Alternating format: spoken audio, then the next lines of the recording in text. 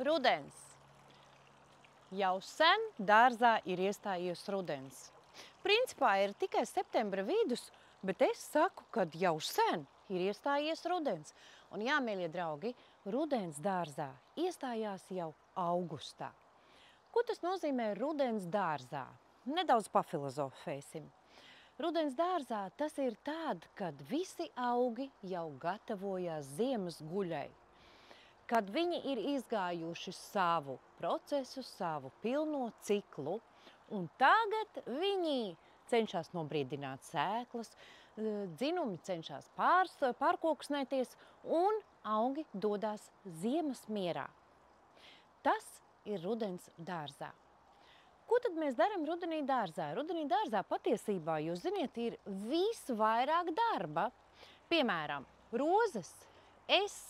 Redziet, jaunie dzinumi, kas ir iznākuši, es viņus nesienu klāt. Jo man viņas jau pavisam drīz vajadzēs sākt liekt pie zemes. Un nav jēgas viņas siet klāt un kaut kādas formas no viņām veidot. Tāpēc jaunie dzinumi aug savā vaļā. Īsāk sakot, ne tikai dārs, bet arī mēs jau gatavojamies augu ieziemošanai. Daudzas rozes mums vēl ir visas vienos pumpuros. Un jā, tieši šis ir iemesls, kāpēc rozes ir manas mīļākās ziemcietes, jo viņas zied sākot no Jāņiem līdz pat pašam vēlam rudenim, līdz pat pirmajām salnām. Lūk, visas šīs rozes, šis ir viens krūms, un viņa ir izdzinusi jaunos dzinumus otrā ziedēšanas vilnī. Un šeit ir neskaitāms daudzums ar pumpuriem. Tātad manā dārzā vēl būs ziedēšana. Protams, mums rudenī ļoti daudz ziemcietes zied, ļoti daudz košumkrūmi, kā piemēram hortenzijas. Arī zied. Hortenzijas, protams, visas vēl ir vienos ziedos, bet mēs bieži uztraucamies. Ārprāts, viņas jau sāk sakalst un pelēkas palikt, ko darīt, vai tagad skriet un mēslot, vai viņām ir kāda slimība. Nē, mīļie draugi, ar hortenzijām viss ir kārtībā. Hortenzijām sāk sakalst ziedi tad, kad ārā gaisa temperatūra paliek daudz vēsāka. Bet, lai nedaudz mēs paildzinātu to hortenziju ziedēšanu, tad hortenzijas, piemēram, šī hortenzija, viņa man aug pusēnā. Redziet, tagad ir vakars, novakars, ir vēsi, un es stāvu jaciņā, jo kā nekā ir tomēr septembra vidus. Un šīm hortenzijām patiešām jau sāk ziedi daļēji sakal. Šī ir Vanilla Frais hortenzija. Kāpēc tā notiek? Kāpēc viņa tik ātri to dara? Kāpēc tik ātri sakals tie ziedi? Tāpēc, kad viņa aug pusēnā. Kā redzat, uz doto brīdi viņa ir ēnā. Visu dienu viņai spīd saulīte, bet tagad viņai ir ēna. Un pusēnā viņa ātrāk jau sagatavojās ziemai. Bet hortenzija ir fantoms. Un viņai ne tuvu vēl nekrāsojās ziedi un nesakalst kaut kādiem nesmukiem, tādiem pelēkiem ziedkopām. Kāpēc? Tāpēc, ka lielāko dienas daļu šis fantoms man ir saulē. Tieši tas pats ir attiecināms uz hortenzijām, kuras aug pusēnā. Šeit ir man vēl viena hortenzija. Šī hortenzija ir Pink Diamond. Lūk, un viņa pirmkārt uzzied visvēlāk par visām hortenzijām. Viņa krāsojās visvēlāk par visām hortenzijām, bet es neteiktu, ka viņa būtu sliktāka par pārējām hortenzijām. Arī ziedkopes ir ļoti skaistas. Viņa aug ēnā. Tāpēc, ja jums hortenzijas bieži vien jūs uztraucaties par to, ka viņas vēlu uzzied. Jūs redzat internetā, ka citiem zied hortenzijas, bet jums vēl nezied. Tas nozīmē, ka nedaudz pa tumšu vietā jūs viņu esat iestādījuši. Ja jums hortenzija pārāk agri jau sāk brūnēt, tas nozīmē, ka vai nu ir bijušas augstas naktis, vai nu viņai ir nepietiekoši mitruma līmenis augsnē. Mēslot tādā gadījumā neko nevajag, bet runājot par mēslojumu, ko tad mēs mēslojam rudenī? Rudenī mēs mēslojam pilnīgi visus augus, kuri aug mūsu dārzā. Protams, rudenī mēs formējam savus skuju kokus, formējam lapainos košuma augus, bet mēs neformējam tos augus, kuri zied pavasarī. Kāpēc?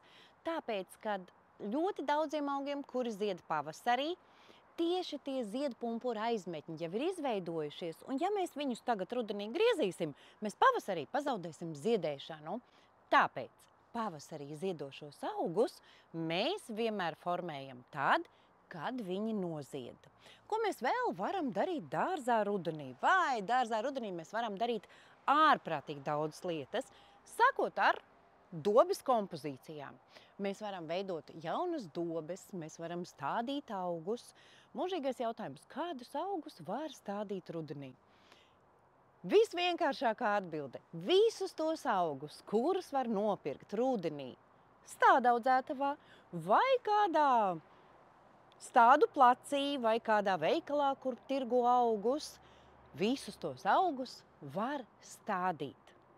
Jo nekad neviena stādaudzētava sevis cienoša un neviens tādu placis sevis cienošs netirgos augus, kurus uz doto brīdi nevar iestādīt.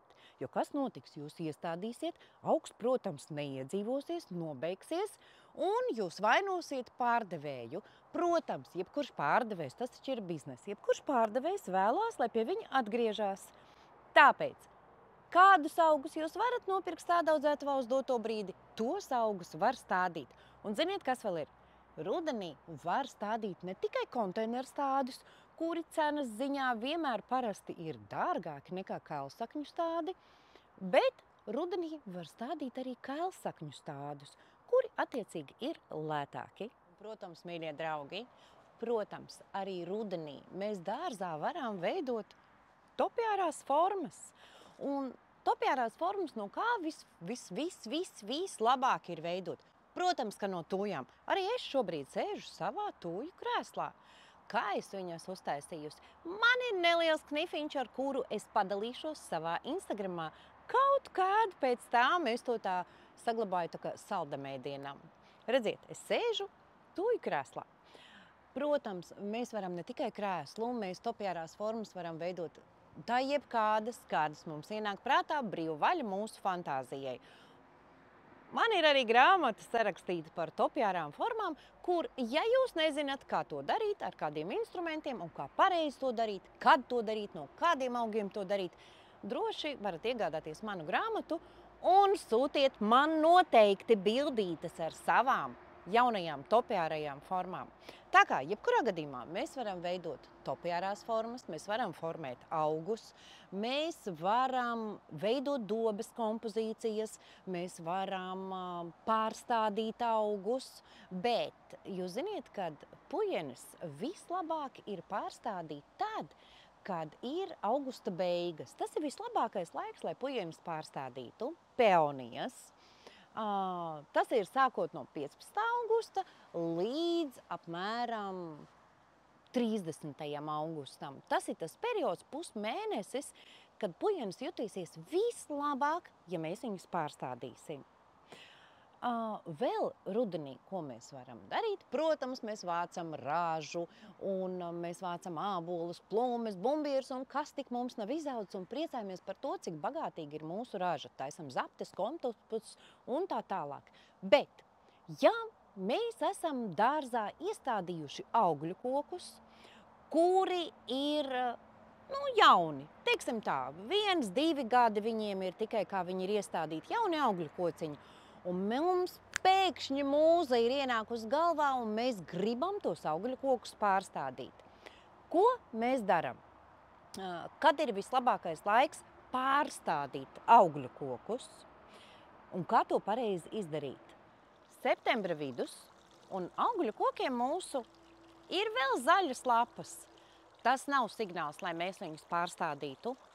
Tad, kad būs jau daudz vēsāks ārā, tas būs apmēram kaut kad oktobrī, augļu kokiem jau sāks palēnām krāsoties dzeltenas lapas un palēnām birt lapas.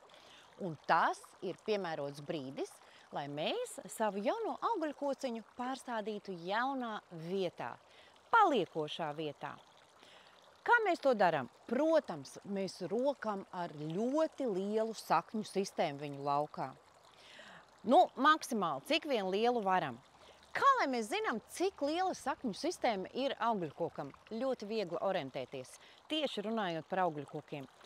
Tik liela, cik ir lapotne, jebkuram augļkokam, tikpat liela ir augļkoka sakņu sistēma.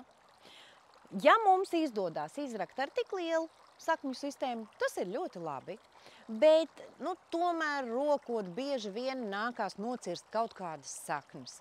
Tas ir neizbēgami. Par to neķeram kreņķi, jo šo kļūdu mēs labosim pavasarī. Tātad, kad sāks dzeltēt lapas un jau birt, mēs izrokam ar maksimāli lielu sakņu sistēmu augļkoku laukā. Un ko mēs darām?